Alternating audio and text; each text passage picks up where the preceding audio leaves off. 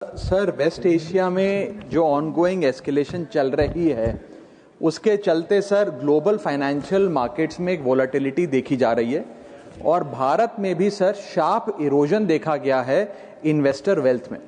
Sir, ये India का crisis नहीं है, इंडिया इस कॉन्फ्लिक्ट का हिस्सा नहीं है, भारत के इकोनॉमिक फंडामेंटल्स अभी भी स्ट्रांग है, लेकिन फिर भी इस जियोपॉलिटिकल ग्लोबल शॉक के चलते हमारी अर्थव्यवस्था और खास तौर पे भारत का बाजार, इंडियन स्टॉक मार्केट को एक शॉक लगा है।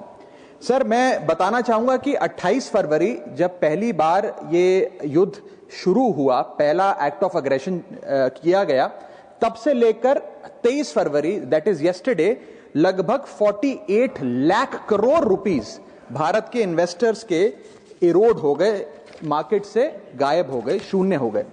एफपीआईज ने 52,000 करोड़ रुपए 1 मार्च से लेकर 15 मार्च के भीतर भारतीय बाजार से निकाल लिया, रुपया 94 पहुंच गया।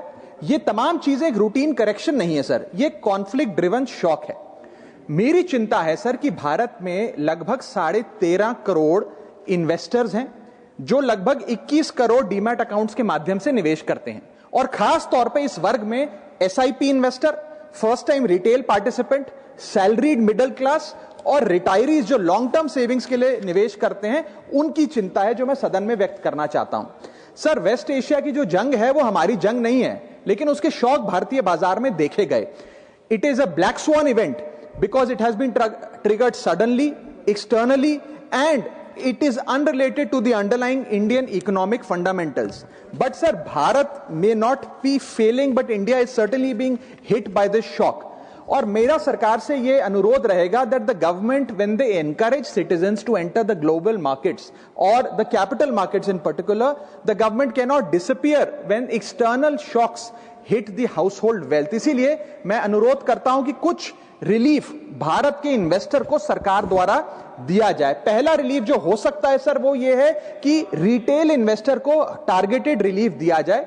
आज जब भारत का कोई इन्वेस्टर बाजार में शेयर खरीदता है, रिटेल इन्वेस्टर, तो उसे ब्रोकरेज, एसटीटी, एक्सचेंज चार्जेस, इस सर्विस चार्ज पर जीएसटी और स्टैंप ड्यूटी देना पड़ता है, और ये सब जूझने के बाद यदि मुनाफा होता है तो 20% short term capital gain tax और 12.5% long term capital gain tax लगता है।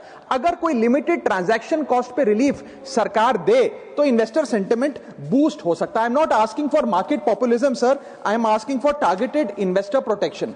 मेरा दूसरा सुझाव है, अगर time bound STT relief retail investor को दिया जाए, एफएनओ सेक्टर को नहीं। एफएनओ सेक्टर में एसटीटी बढ़ाकर सरकार ने अच्छा काम किया, मैं सराहना करता हूं सरकार की, लेकिन रिटेल इन्वेस्टर के लिए अगर एसटीटी का रिलीफ दिया जाए तो एक इन्वेस्टर कॉन्फिडेंस बूस्ट हमारे बाजारों को मिलेगा, भारत के रिटेल इन्वेस्टर को मिलेगा। मेरा थर्ड सुझाव है सर कि कैपिटल लॉस को कैरी फॉरवर्ड करिए। समाप्त कर रहा हूं sir, I just need half a minute. Extend capital loss carry forwards. आज भारत का इनकम टैक्स जो लॉसेज होते हैं बाजार में, उन्हें 8 साल तक कैरी फॉरवर्ड करने की अनुमति देता है। इसे बढ़ाकर 12 से 15 किया जाए इस क्राइसिस विंडो में जो लॉस बुक हो रहा है। Sir, I am just finishing.